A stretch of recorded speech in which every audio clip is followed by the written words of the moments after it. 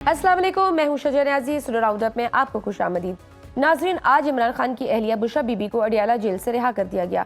Media reports के मुताबिक इस्लामाबाद में स्पेशल जज सेंट्रल ने तोशाखाना 2 केस में बुशरा बीबी की रिहाई की रोबकार जारी करते हुए उन्हें रिहा करने का हुक्म दे दिया। इंतजामिया ने रोबकार मौसूल होने के बाद कानूनी कार्रवाई मुकम्मल की, जिसके बाद बुशरा बीबी इंतहाई सख्त सिक्योरिटी में अडियाला जेल के गेट नंबर 5 से घर के लिए रवाना हुई। बुशरा बीबी मजमूई तौर पर 9 माह जेल में रहीं। उन्हें रवां साल 31 जनवरी को तोशाखाना केस में 14 साल कैद की सजा हुई थी। सजा का फैसला आने के बाद बुशरा बीबी ने खुद जेल आकर गिरफ्तारी दी थी। कमिश्नर इस्लामाबाद ने बनी गाला को सब जेल करार दिया था और उन्हें अडियाला जेल की बजाय बनी गाला मुंतकिल किया गया था, लेकिन फिर कुछ अरसे कैद रहने के बाद बुशरा बीबी ने बनी गाला को सब जेल करार देने की नोटिफिकेशन को इस्लामाबाद हाई कोर्ट में चैलेंज करते हुए इस्तदा की थी कि सब जेल करार देने का नोटिफिकेशन कलअदम करार देते हुए उन्हें अडियाला जेल ही मुंतकिल कर दिया जाए, जिस पर उन्हें अडियाला जेल मुंतकिल किया गया। तहम इस्लामाबाद हाई कोर्ट ने बुशरा बीबी की तोशाखाना केस में सजा मुअत्तल कर दी थी, जिसके बाद उन्हें तोशाखाना 2 में दोबारा गिरफ्तार किया गया था। बुशरा बीबी की जेल से रिहाई के बाद पीटीआई के चेयरमैन बैरिस्टर गौहर ने मीडिया नुमाइंदों से गुफ्तगू करते हुए कहा कि बुशरा बीबी को जेल में रखने का मकसद इमरान खान पर दबाव डालना था। बानी की रिहाई भी होगी और मेरिट पर होगी। कहा जा रहा है कि डील हुई है। अगर वाकयातन ऐसा होता तो वो जेल में ना रहती। साबिक खातून अव्वल के जेल से बाहर आने से बहुत सारे मसाइल हल होंगे। बुशरा बीबी से हम रहनुमाई लेंगे, लेकिन वो किसी किस्म की तहरीक का हिस्सा नहीं बनेगी। एक तरफ बुशरा बीबी को जेल से रिहाई मिल रही है तो दूसरी जानिब आज इस्लामाबाद हाई कोर्ट के हुक्म पर इमरान खान से अडियाला जेल में पार्टी वकला की मुलाकात करवाई गई। मुलाकात की तफसीलात बताते हुए वकील फैसल चौधरी ने कहा कि खान साहब को जिन हालात में रखा गया उसकी शदीद मजम्मत करता हूँ। उन्हें 6x8 के सेल में 24 घंटे लॉक किया जाता है। सिर्फ 1.5 घंटे के लिए पिंजरा खुलता है और उन्हें बाहर निकाला जाता है। खान साहब का कहना है कि उन्हें कोई एक्सरसाइज नहीं करने दी गई। बिजली चली गई तो 12-12 और 14-14 घंटे वो अंधेरे में बैठे रहे। ये सलूक आलमी कानून के तहत तशद्दुद के जुमरे में आता है। इसी जेल में मौजूदा एहलिया से खान साहब की मुलाकात नहीं करवाई गई और ना ही उन्हें एहलिया की रिहाई की इत्तला दी गई। एक तरफ इस्लामाबाद हाई कोर्ट ने इमरान खान की मेडिकल चेकअप के लिए बोर्ड तश्कील देने का हुक्म दिया है तो दूसरी जानिब अमरीकी ऐवान नुमाइंदगान के 60 से जायद अरकान ने अमरीकी सदर जो बाइडन को एक खत तहरीर किया है, जिसमें उन्होंने इमरान खान की रिहाई का मुतालबा करते हुए कहा है कि पाकिस्तानी जेलों से सियासी कैदियों की रिहाई की कोशिश की जाए।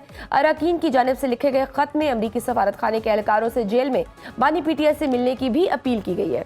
एक तरफ इमरान खान की रिहाई के लिए आलमी दबाव में इजाफा दिखाई दे रहा है तो दूसरी जाने मुल्क में 26वीं आईनी तरमीम की मंजूरी के हवाले से बहस का सिलसिला भी जारी है। गुज़श्ता रोज बरतानवी नशरियाती इदारे को इंटरव्यू देते हुए बिलावल भुट्टो ने कहा कि मुझे नहीं मालूम था कि मंसूर अली शाह चीफ जस्टिस नहीं बनेंगे। 26वीं आईनी तरमीम जैसा इतना बड़ा काम किसी और चीफ जस्टिस की मौजूदगी में मुमकिन नहीं था। मौलाना फजल रहमान के बगैर हमारे नंबर पूरे थे। अब एक तरफ नए चीफ जस्टिस की तकर्री का ऐलान हो चुका है तो दूसरी जानिब जस्टिस मंसूर अली शाह ने चीफ जस्टिस काजी फाइज ईसा को एक खत तहरीर किया है, जिसमें उन्होंने मखसूस बेंच में बैठने से मुआज़त करते हुए कहा कि पहले भी लिखा था कि तरमीमी ऑर्डिनेंस पर फुल कोर्ट बैठने तक खुसूसी बेंचेस का हिस्सा नहीं बनूंगा। जस्टिस मंसूर अली शाह के खत में सर थॉमस मोर के कॉल भी लिखे गए और उन्होंने कहा कि जब सियासतदान अपने अवामी फ़राइज़ की खातिर अपने ज़ाती ज़मीर को तर्क कर देते हैं तो वो मुल्क की तबाही की जानिब मुख्तसर रास्ते पर रहनुमाई करते हैं।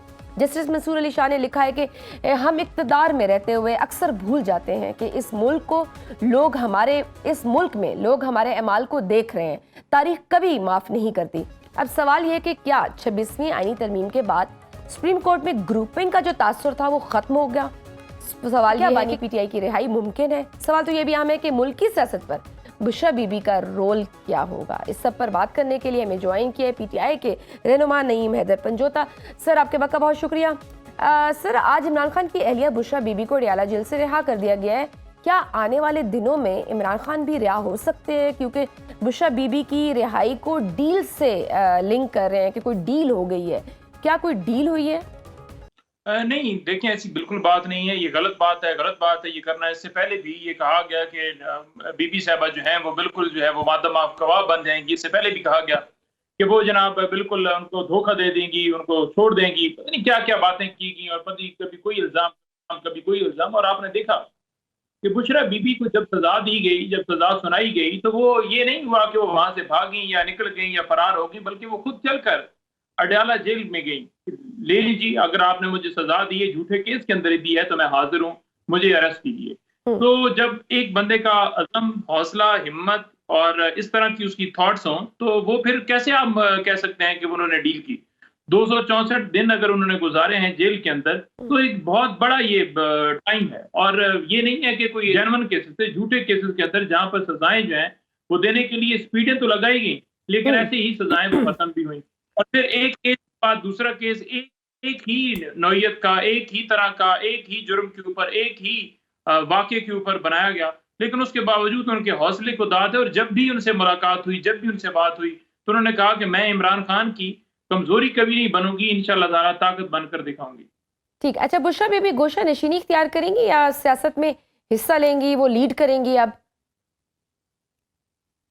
नहीं, देखें, खान साहब की अगर आप फैमिली देखें तो उनकी फैमिली के अंदर उनके भांजे थे, हालांकि वो बहुत ज्यादा एक्टिव थे वफाक के अंदर, लेकिन उन्होंने कभी उन्हें हुकूमत आई, पंजाब के अंदर आई या वफाक के अंदर आई, उन्होंने कभी उसे ओहदा नहीं दिया। इसी तरह से अगर आप देखें तो इमरान खान की बहनें हैं या और दीगर रिश्तेदार हैं, तो इमरान खान तो मरूसी सियासत को एक्सेप्ट ही नहीं करता। आज अगर चेयरमैन बैरिस्टर गौर हैं तो रिश्तेदार नहीं है, आज अगर सेक्रेटरी जनरल सलमान अकरम राजा हैं तो उनके रिश्तेदार नहीं है, बल्कि वो तो असूलों के ऊपर कायम है कि ये जो सिलसिला है, ये जो मरूसी सियासत वाला है, इसे बंद होना चाहिए। और यहाँ पर सियासत का मकसद जो है मुल्क की खिदमत होना चाहिए, ना कि ये हो कि बाप हो, बाप से बेटा हो, बेटे से भतीजा हो, भतीजे से आगे पोता हो, जो कि अगर आप जरदारी खानदान ही देख लें या बाकी आप खानदान देख लें, शरीफ खानदान देख लें, जिन्होंने हमेशा उस चीज को लेकिन इमरान खान साहब की गैर मौजूदगी में अगर कोई ऐसा उनको लीड करने वाला मिल जाए, क्योंकि हमने पिछले कुछ दिनों में देखा है जिस तरह से लीडरशिप का एक फुकदान सा नजर आ रहा है पार्टी में,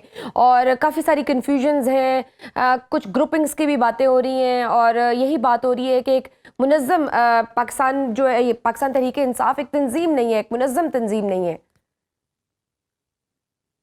नहीं, देखिए, ऐसी बात नहीं है। अगर मुनज़्ज़म ना होती तो 8 फरवरी को कभी भी इलेक्शन जो है इमरान खान ना जीता, तहरीक इंसाफ ना जीती, बल्कि इमरान खान के नजरिए के पीछे तमाम मुनज़्ज़म है। इमरान खान उनका लीडर है, आपस में किसी का इख्तिलाफ जरूर हो सकता है, लेकिन आप देखें कि किस तरह हमारे टिकट्स बेहतरीन तरीके से तकसीम हुए, जिस तरह से तंजीमी लेवल पर तमाम वर्किंग की गई, जैसे निशान लोगों में तारफ करवाया गया, आपने मुकम्मल यूनिटी देखी। और जहाँ एहतजाजों की बात है या जलसों की बात है, तो वो भी आपने देखा कि जहाँ जहाँ, हालांकि इजाजत भी एक 41 नामे, एक पूरे पंफलेट, एक शराइत के साथ दी गई, लेकिन उसके बावजूद कामयाब तरीन जलसे हुए या एहतजाज हुए। लेकिन अब जिस तरह से हमने काफ़ी सारी चीज़ें, इख्तलाफात हुए, फिर प्रोटेस्ट पे भी हमने डिफरेंट राय देखी, फिर उस पर हमने सुना, खबरें रिपोर्ट हुई कि किस तरह से आपस में लड़ाइयाँ हुई, फिर ये भी खबर आई कि कोई फॉरवर्ड ब्लॉक बन रहा है पीटीआई में, और यहाँ तक कहा गया, बल्कि फैसल वाडवा साहब तो यहाँ तक कहते हैं कि इसी फॉरवर्ड ब्लॉक को कोई ज़ीरक सियासतदान लीड करेगा।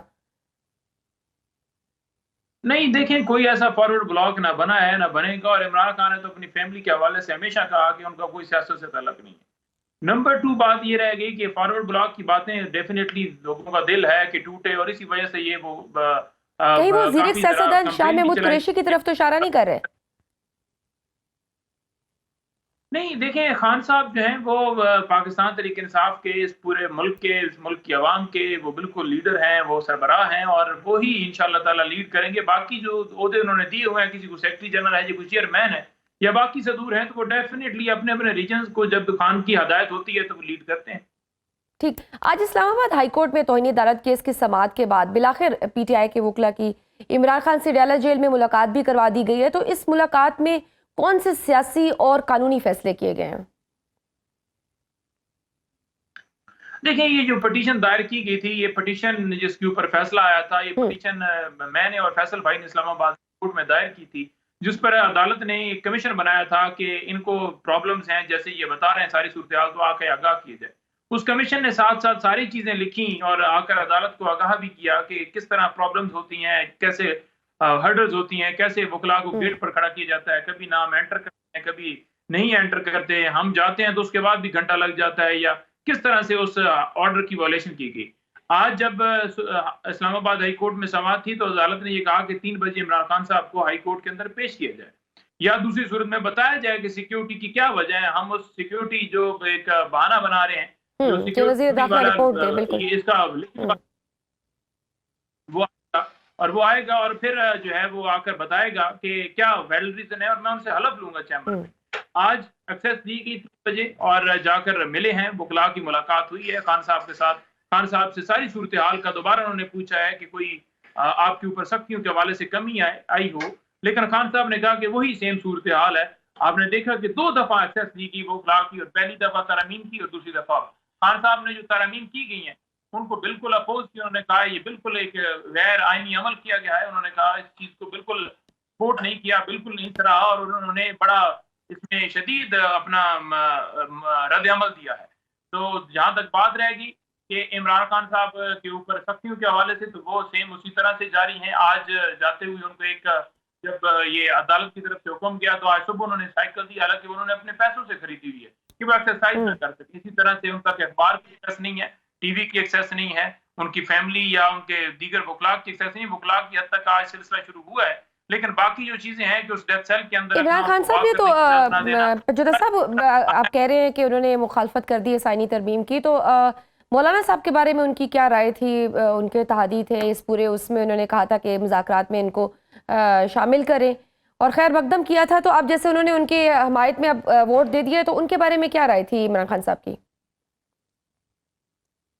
देखिए, जब उन्होंने कह दिया कि बिल्कुल तरमीम जो है गलत ही, फिर उसमें कोई भी जमात हो वो उसका उनका मौका वाज़ेह है। लेकिन जहां तक बात है कि स्पेसिफिक वर्ड्स मौलाना साहब के लिए क्या इस्तेमाल किए हैं, एक जुमला मैंने सुना है जो कि शोएब शहीन साहब ने बात की है या फैसल भाई ने उधर बात की है कि उन्होंने कहा है कि जब हमने बताया सारी सूरत हाल का, तो उन्होंने पूछा, स्पेसिफिकली पूछा कि क्या वोट दिया था, तो उन्होंने कहा जी कि बिल्कुल वोट दिया था। अब उसके बाद कोई भी डायरेक्शंस हैं या कोई भी मौकफ है या कोई भी चीज है, वो सलमान अकरम राजा साहब जो सेक्रेटरी जनरल हैं, एक हमारे एसओपीज हैं, उसके तहत वही हमारी तरफ से बयान जारी किया जाता है। लेकिन जहां तक सपोर्ट है, हमारी सपोर्ट की, तो उन्होंने इस चीज को सराहा है कि बिल्कुल अच्छा किया कि आपने सपोर्ट नहीं की। और उन्होंने कोई एहतजाजी तहरीक चलाने की भी कोई उन्होंने कोई इस तरह की डायरेक्शन दी है? किस हवाले से? इस आईनी तरमीम के खिलाफ जी, जैसे आप लोगों ने फिर अली मीन गंडापुर साहब ने भी कहा उस दिन के हम एहतजाज करेंगे। बिल्कुल बिल्कुल, वो हमारा इंशाअल्लाह ताला वो एक आईनी हमारा हक है और हम इख्तियार करेंगे, और हम बिल्कुल सड़कों पर भी निकलेंगे, इसके लिए भरपूर आवाज बुलंद करेंगे। वकला के ऊपर भी जिम्मेदारी है, हर तबके के ऊपर जिम्मेदारी है। कोई पीटीआई से है, ये पीटीआई का मसला नहीं, पूरे पाकिस्तान का मसला है। हर एक उस टाइम के ऊपर निकलना होगा, और इमरान खान साहब बिल्कुल जो भी कानून और आइन की बालादस्ती उसके ऊपर यकीन रखते हैं, और उसके अंदर जो भी चीज आएगी वो बिल्कुल उसके ऊपर उनका मौक़िफ़ क्लियर होगा। सलमान अकरम राजा साहब से जरा उन्होंने अलहदगी में भी कुछ बातें की हैं, कुछ अलहदगी में भी उनको हदायत दी हैं, जो इंशाअल्लाह ताला आपके सामने मजीद उनके इस हवाले से पैगाम आपके सामने आ जाएगा। मुलाकातों का सिलसिला सुनने में आया है कि 26 से खुलने वाला है, तो जब 26 से सिलसिला खुलेगा तो फिर उसके अंदर ये इसके बारे में भी फैसल वाडवा ने सब पहले ही कह दिया हुआ था कि 26 से मुलाकातों का सिलसिला इस्तवार हो जाएगा, और फिर वैसे ही हम देख भी रहे हैं। तो क्या कोई कुछ बैकडोर कुछ चल रहा है? कोई आपको लग रहा है कोई सॉफ्ट स्टैंस लिया जा रहा है? नहीं, देखें, जब भी पहले भी कभी अगर सजा मुअत्तल हुई ना, या मुलाकात का सिलसिला खुला, या कोई इस तरह का कोई और जमानत हुई, तो यही कहा गया कि शायद कोई डील चल रही है, आजकल हवाएं बदल रही हैं, आज फलाना ग्रुप हो गया है, फलाने की जीत हो गई है, फलाना फैसला पीटीआई के हक में आ गया है, नशिस्तें मिल गई हैं, शायद डील। तो ऐसी बात नहीं है। इमरान खान का बड़ा मौक़िफ़ क्लियर है, वो इस मुल्क की खातिर कभी भी कंप्रोमाइज नहीं करेगा।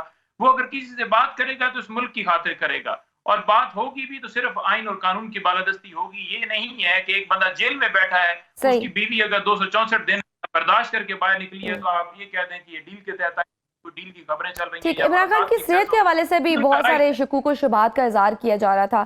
आज इस्लामाबाद हाई कोर्ट ने बानी पीटीआई के चेकअप के लिए मेडिकल बोर्ड भी तश्कील देने का हुक्म दिया है, जिसमें अदालत ने इमरान खान के जाती मौलिज डॉक्टर फैसल को भी ऑन बोर्ड बनाने का हुक्म दिया है।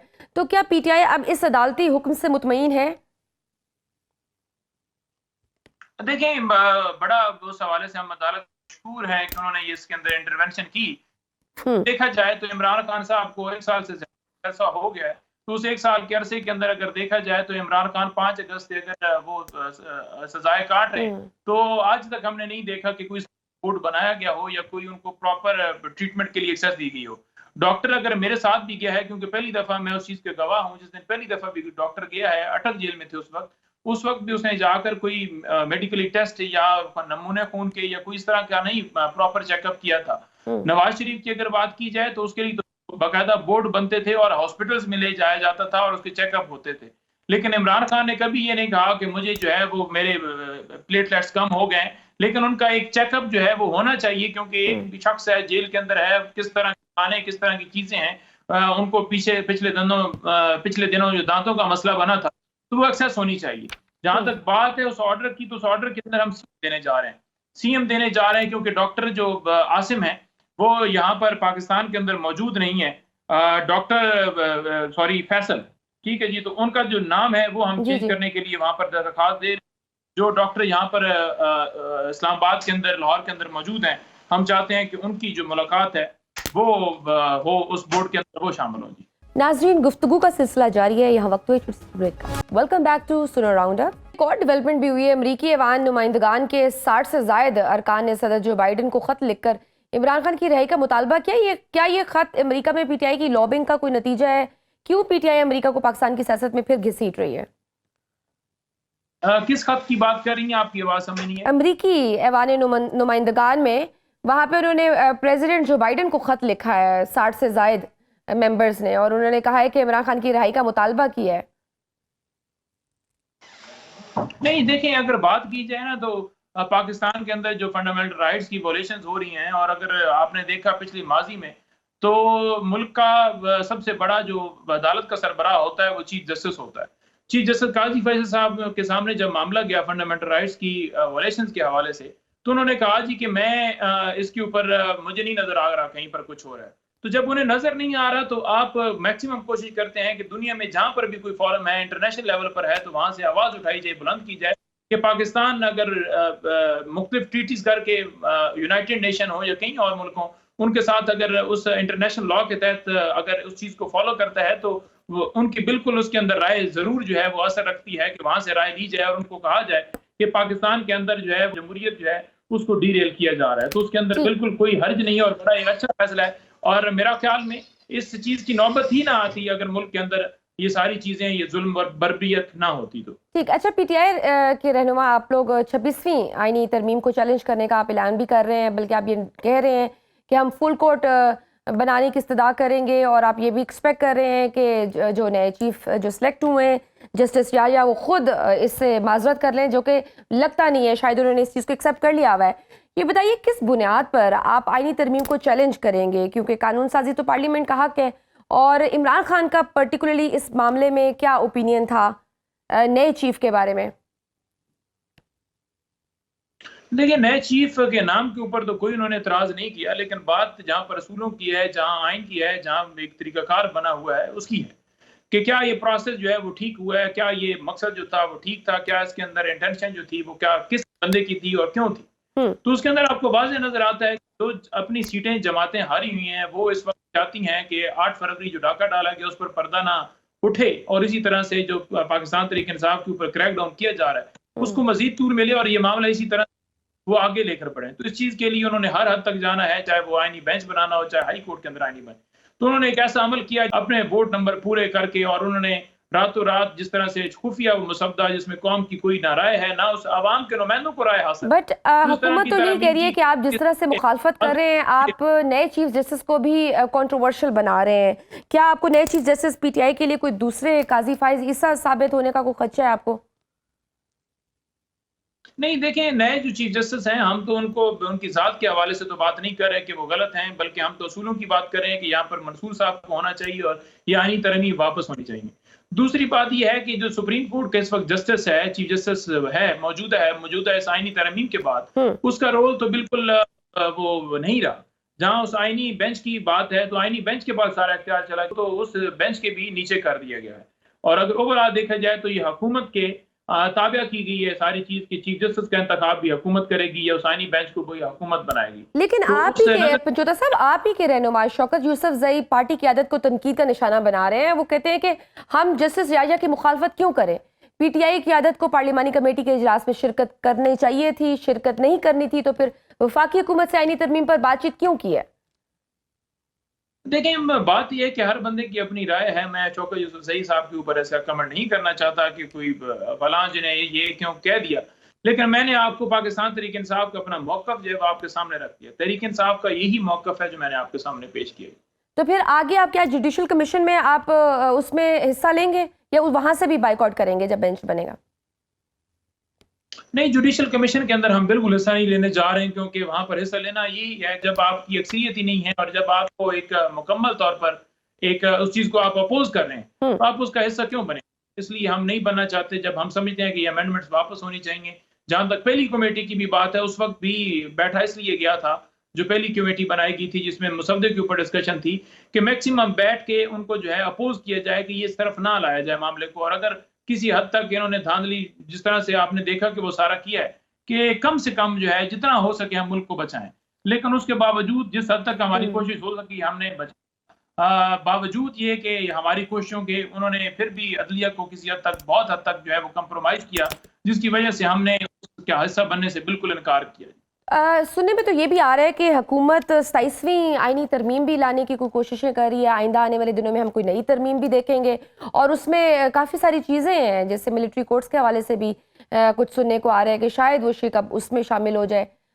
तो क्या पीटीआई की क्या हिकमत अमली होगी अगर कुछ ऐसा हुकूमत लाने की कोशिश करती है तो? देखिए, बात यह है कि मैं आपको बड़ा वाज़ेह मौक़िफ़ रखूँ, बड़ी वाज़ेह बात रखूँ कि जहाँ तक बात है कि 27वीं तरमीम लेकर आए जाएँ या 28वीं लेकर आए जाएँ या 29 लेकर आ जाएँ या 30 लेकर आ जाएँ, तो इन्होंने तो कोशिश करनी है लाने की। वो क्यों कोशिश करनी है? जब इनके दामन साफ़ ही नहीं है और खुद एक डाका डाल के इनको बिठाया गया है। लेकिन सारे अमल के बाद ये तरमीम ना चलने के काबिल हैं, और जो आज ये सोच रहे हैं ना कि ये चलेंगी या इसके ऊपर अमल होगा, ये नहीं होगा, ये बहुत ज़्यादा, मैं समझ रहा हूँ कि एक जुडिशरी के अंदर भी बहुत ज़्यादा इसके ऊपर रेजिस्टेंस है। इसी तरह से वकला के अंदर है, अवाम के अंदर है।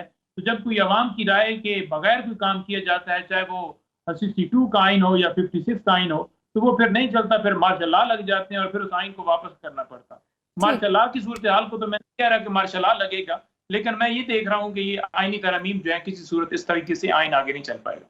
बिलावल भुट्टो ने कल एक इंटरव्यू में इमरान खान साहब को एक एडवाइस दी है। उन्होंने कहा है कि जमहूरियत बेहतरीन इंतकाम है, मैं किसी एक सियासी कैदी पर यकीन नहीं रखता और मैं उनसे कहता हूं कि ये सिलसिला तोड़ें, लेकिन पहला कदम उस आदमी को उठाना पड़ेगा जो जेल में बैठा है। क्या इमरान खान साहब ये एडवाइस बाय करेंगे? नहीं, देखिए, बात यह है कि इमरान खान तो कभी भी जो है मुल्क के ऊपर कंप्रोमाइज नहीं करेगा। इन्होंने तो डीलें की हुई है ना जी, डीलें करके वजीर बन गया, कोई मुशीर बन गया, कोई वजीर आजम बन गया, कोई वजीर दाखिला बन गया, कोई आजाद सेनेट का मेंबर बन गया। तो इमरान खान तो डील नहीं करेगा। अवाम में वो गया, बेशक उसके ऊपर गोली चली, वो अवाम में रहा, वो अवाम की राय के साथ आगे बढ़ा और अवाम की आज भी पजीराई उसे हासिल है। बेशक दुनिया कहती रहे कि सोशल मीडिया का वजीर आजम, उन्होंने 8 फरवरी को दिखा दिया कि वो सोशल मीडिया का नहीं है, वो अवाम के दिलों पर राज करता है।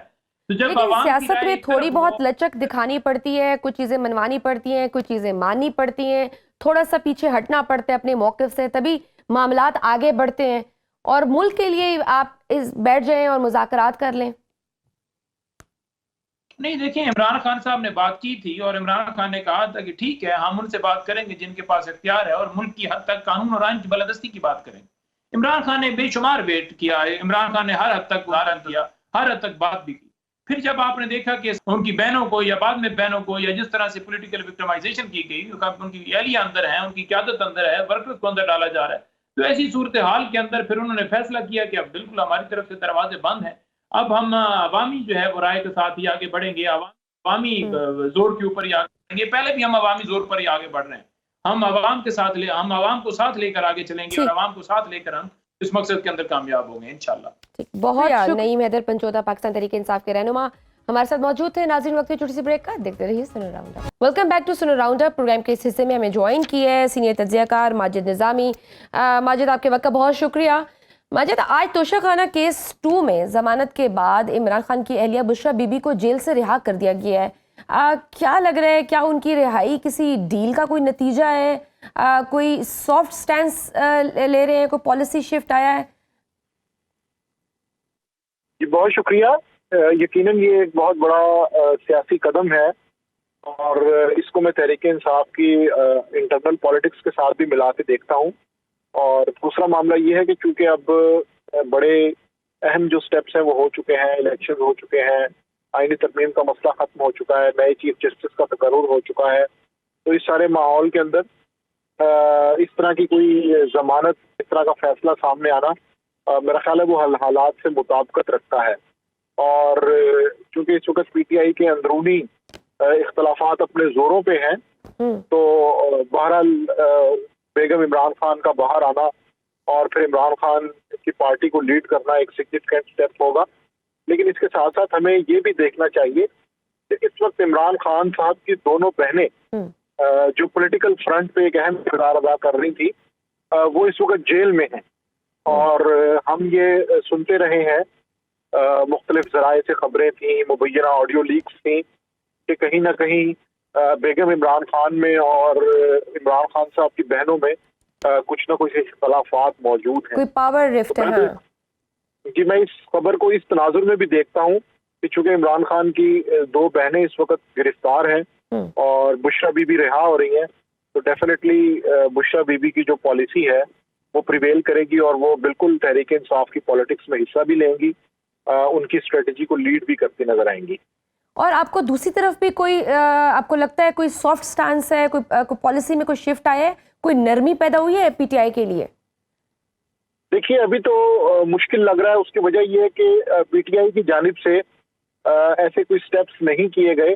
हमारे सामने अली अमीन गंडापुर की मिसाल है कि उन्होंने बिल्कुल हुकूमत से ताउन करने की कोशिश की, लेकिन पार्टी के अंदर इस चीज को पसंद नहीं किया गया। तो पार्टी में बिल्कुल एक रिफ्ट मौजूद है और इस तरह का कोई कॉन्फिडेंस बिल्डिंग मैयर अभी तक नहीं किया गया जिससे ये पता लगे कि पार्टी मामलात को डी एस्केलेट करने में संजीदा है। तो इसलिए पार्टी की तरफ से जब तक एक मुतफिका और मुश्तरक हिकमत अमली सामने नहीं आती, उस वक्त तक ये कहना बईद अज़ क़यास होगा कि इसके अंदर पार्टी की जानिब से भी कोई इन्वॉल्वमेंट है या कोई मामलात बेहतरी की तरफ जाना शुरू हो गए। आज इस्लामाबाद हाई कोर्ट ने तौहीन अदालत केस में इमरान खान को आज दोपहर 3 बजे अदालत में पेश करने का हुक्म जारी किया था। फिर ये खबरें भी सामने आई कि बानी पीटीआई के वकला को जेल में ही उनसे मुलाकात कराई जाएगी और मुलाकात हुई भी सही। ये सिक्योरिटी थ्रेट के नाम पर मुलाकातों पर पाबंदी, ये मुनासिब रवैया है? देखिए, ये बहरहाल एक संजीदा मामला इसलिए भी है कि जब आप सिक्योरिटी थ्रेट्स की बात करते हैं तो फिर उसको चैलेंज करना, उसको नेगेट करना या उसके हवाले से अल्टरनेट पॉइंट ऑफ व्यू देना खासा मुश्किल हो जाता है। लेकिन इसके बावजूद मैं ये समझता हूँ कि किसी भी सियासी और कौमी लीडर की सिक्योरिटी को इंश्योर करना चाहिए और इस हवाले से जो भी हर मुमकिन इक़दाम है वो किए जाने चाहिए, क्योंकि लीडरान मेरा ख्याल है कि वो जेल में भी हों तो उनकी सिक्योरिटी खासी अहम होती है। तो इसलिए हमने देखा कि माजी में जब हुकूमत को अदालत की तरफ से हुक्म मिला, मिसाल के तौर पर 9 मई के बाद जिस तरह जस्टिस बंदियाल ने उन्हें तलब किया था, तो गवर्नमेंट ने बाकायदा फुल प्रूफ सिक्योरिटी में उनको अदालत में पेश किया था।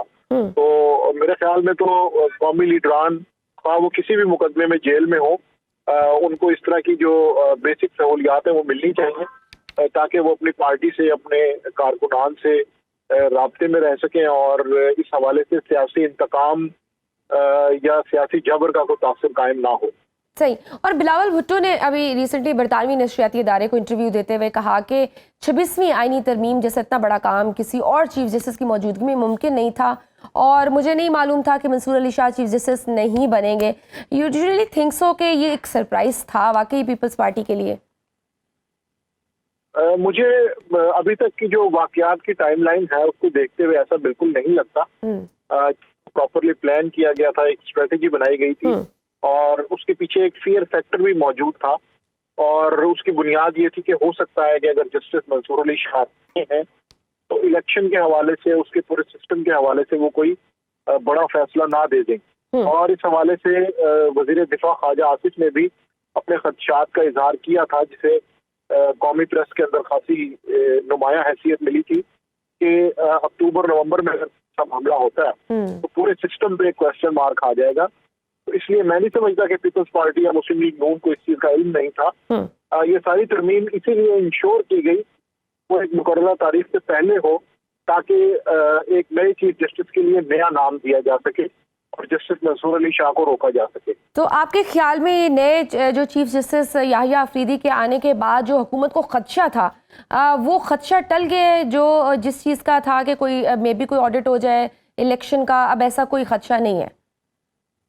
जी, इसके इस सवाल के दो पॉइंट्स हैं। एक तो ये है कि हमारे सामने माजी में मिसाल मौजूद है कि लोग किसी भी हैसियत में किसी भी मनसब पर आने से पहले उनका तरीका मुख्तलिफ था, उनका तर्ज अमल, उनका रवैया मुख्तलिफ था, लेकिन सीट पे आने के बाद वो तब्दील हो गए। इस तरह की भी मिसालें मौजूद हैं। और दूसरी तरफ इस मामले में अभी तक की जो उनकी मिसाल है, उन्हें गैर जानिबदार, गैर मुतनाज़िया जज समझा जाता है, लेकिन आने वाले 1-2 महीने के अंदर वो 2-3 पॉइंट्स के अगर उनके ऊपर उनकी अगर परफॉर्मेंस देखी जाएगी तो फिर ये तय करना आसान होगा। मिसाल के तौर पे सुप्रीम कोर्ट में इस वक्त एक डिवाइड मौजूद है, जजेस में इख्तलाफात हैं जिसका गाहे गाहे इजहार होता रहता है। तो वो कर पाएंगे ये चैलेंज, पूरा ग्रुपिंग जो है उसको खत्म कर सकेंगे? देखिए, अभी तो इस मामले पे कुछ भी कहना कबल अज़ वक्त है। उसकी वजह यह है कि जो पोलराइजेशन सुप्रीम कोर्ट में चल रही है उसको सामने रखें तो ये खासा एक बड़ा चैलेंज होगा, जिसकी बुनियाद पर ये सारे फैसले लिए जाएंगे। तो अभी तक की सिचुएशन में ऐसा लगना खासा मुश्किल नजर आ रहा है। उसकी वजह ये है कि उनका तासुर तो बिल्कुल गैर जानिबदाराना है, लेकिन इतना ये होगा कि क्या वो मखसूस नशिस्तों पर फैसले के अमल दरामद के हवाले से कितना सख्त मौकफ लेते हैं। अगर तो वो उस हवाले से नर्म रवैया इख्तियार करेंगे तो फिर ये डिवाइड मौजूद रहेगी, और अगर वो इस हवाले से सख्त रवैया अपनाते हुए गवर्नमेंट को मजबूर करेंगे कि वो इस फैसले पर अमल दरामद करे तो फिर ये कहा जा सकता है कि वो जजेस के इत्तेहाद या इख्तलाफात को खत्म करने के लिए आगे बढ़ेंगे। अगर ऐसा नहीं होता तो फिर हुकूमती खदशात बिल्कुल दुरुस्त साबित होंगे कि जस्टिस मंसूर अली शाह के बाद उन्हें रिलीफ मिलेगा। ठीक, बहुत शुक्रिया सीनियर तज्ज़ियाकार साहब हमारे साथ मौजूद थे। नाज़रीन, सुनो राउंड अप में आज के लिए बस इतना ही। मुझे दीजिए इजाज़त। अल्लाह हाफ़िज़।